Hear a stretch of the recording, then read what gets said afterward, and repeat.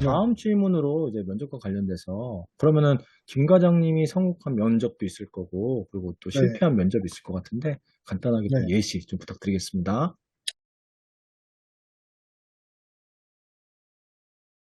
우선은 저는 신입 때부터 지금까지 항상 똑같은 생각인데, 면접은 약간 이제 소개팅이라고 생각을 아, 하거든요. 소개팅이요? 네. 네, 소개팅인 게 이제 회사라는, 그러니까 신입일 때는 무조건 잘 보여서 들어가려고 한다고 하지만은 이제 경력일 때부터는 제가 이제 선택을 할 수밖에 없거든요. 그러니까 저도 음, 선택을 하고, 회사도 저를 선택을 하고, 그러다 보니까 어느 정도 좀 관계가 동등한 상태에서 시작을 한다고 볼 수 있습니다. 그래서 이미 회사를 다니고 있는 도중에 이직을 하는 경우가 대부분이라서 어느 정도 서로가 좀 여유를 가지고 이렇게 면접을 하게 되는 경우가 많은 것 같고, 특히 경력직 같은 경우는 최종 면접에서 떨어진 경우를 말씀을 드리면은 대부분 회사가 요구하는 디테일과 제가 가지고 있는 경험치나 아니면 능력이 좀 상이한 경우에 많이들 이제 불통을 했었습니다.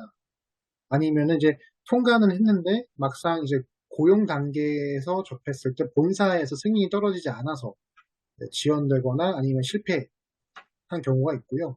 근데 이제 또 이 실패에도 제가 또 다른 케이스를 말씀드리자면 제가 그 회사에 대해서 충분하게 이해를 못하고 면접을 봤다고 할 수 있겠죠.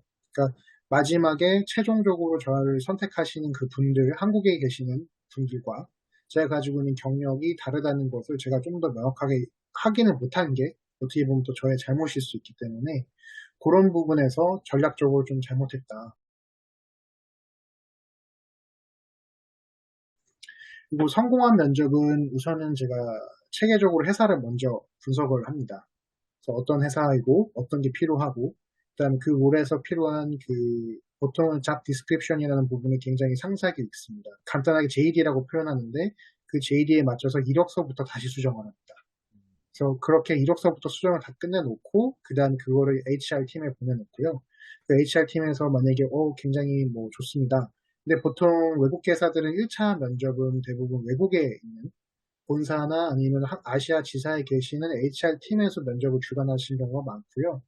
그래서 그런 경우에는 이제 외국어로 또 인터뷰를 봐야 되기 때문에 그런 부분도 사전에 내가 커버레터, 이력서에 적어놓은 내용들을 사전에 어떻게 영어로 얘기할 것인지에 대해서 먼저 준비는 좀 해주셔야 되고요. 특히 단어 같은 거, 뭐 그냥 솔직히 말씀해 면접 보다 보면 긴장하기 때문에 뭐 아무 단어나 나올 수도 있고 아니면 그 면접과 어울리지 않는 수준의 단어가 나올 수 있기 때문에 기본적으로 어떤 활동이나 어떤 결과를 만들어내는 그 로직에 사용돼서 필요한 그 분야에서는 꼭 들어가야 되는 단어들 같은 경우는 사전에 먼저 좀 준비를 해 놓으시고 면접을 들어가시면 좋을 것 같고요.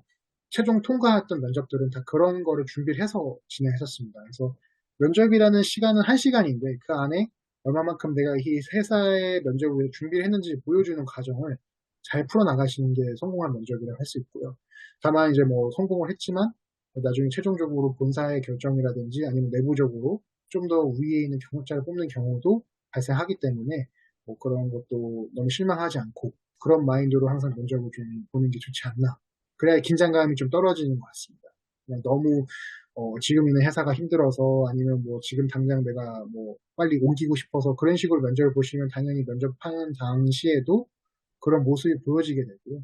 그리고 이제 인터뷰 보시는 분들 입장에서도 이 사람이 우리 회사를 오고 싶어서가 아니라 지금 있는 회사를 빨리 나가고 싶어서 이런 스탠스를 취하는구나. 아니면은 이 사람을 데려오기에는 뭔가 좀 위험하다라고 느낄 수 있기 때문에 그런 부분을 좀 잘 하셨으면 좋겠고요. 그리고 외국계 회사 면접에 성공을 하시려면 기본적인 그 레퓨테이션 관리하셔야 됩니다. 이게 외국계 회사가 워낙 그 같은 산업군 안에서는 좁기 때문에 서로 레퍼런스 체크를 하시거든요.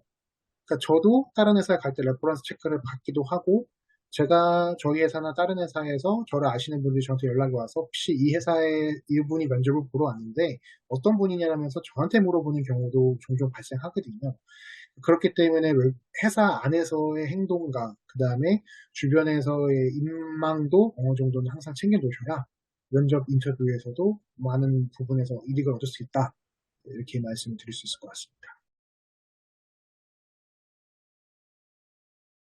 저희가 지금 속해 있는 제조업 계열로 말씀을 드리면은 1차 스크리닝을 먼저 합니다. 그러니까 이력서, 레주메 스크리닝을 먼저 하고요. 거기서 선택이 되는 이제 HR 면접을 기본적으로 보십니다. 그러니까 바로 그 펑션들하고 연결되는 게 아니고요. HR 쪽에서 1차적으로 스크린 면접을 진행하고요.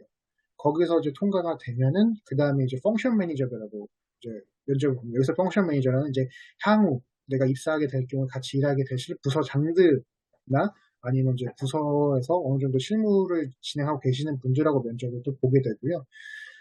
외국계 회사의 면접에 좀 특이점이 있다면 거기서 끝나지 않습니다. 이제 그 다음에 본사하고 면접을 보는 경우가 있습니다. 본사랑 면접을 볼 경우에는 기본적으로 이제 그 펑션의 디파트먼트 매니저들하고 면접을 보시게 되고요. 제너럴 매니저까지도 면접을 보는 경우가 있어서 기본적으로 롤에 따라서 다르긴 하시지만 면접을 굉장히 좀 여러 번 보실 수 있는 환경이 발생할 겁니다. 국내에서 면접을 보는 경우는 요즘은 뭐 가서 대면으로 방문을 많이 하시지만은 이제 글로벌 매니저들하고 면접하실 때는 전화나 지금 이제 활용하는 줌이나 이런 걸로 비대면 면접도 많이 봅니다. 그래서 그런 부분에서도 어느 정도 미리 좀 준비를 해놓으시면 도움이 되지 않으실까. 그러니까 오히려 한국하고는 면접의 분위기가 좀 많이 다르다고 보시면 될 것 같습니다. 그래요. 과정 너무나 자세하게 해주셔서 감사합니다.